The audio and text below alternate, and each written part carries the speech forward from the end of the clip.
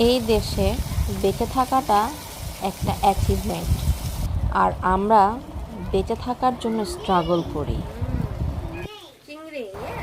যেখানে আমরা বলতে পারি না যে আমাদের মৃত্যু কতটা অনিশ্চিত। হয়তো আমরা এখন বেঁচে আছি, হয়তো একটু পর নাও থাকতে পারি। হয়তো রাস্তা দিয়ে হাঁটতে হাঁটতে হাঁটতে আমাদের মাথার উপরে একটা বেয়ারিং ধরে আমরা মরেও যেতে পারি। হয়তো আমরা রাস্তার উপরে হাঁটছি, হঠাৎ করে একটা বাস রাস্তার উপরে এসে আমাদেরকে মেরে দিল। আরও এরকম অনিশ্চিত আরও অনেক ঘটনা আছে।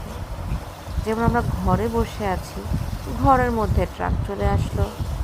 তাহলে আমাদের এই জীবনটা কতটা অনিশ্চিত, আমরা কতটা অনিরাপদভাবে জীবনযাপন করে থাকি।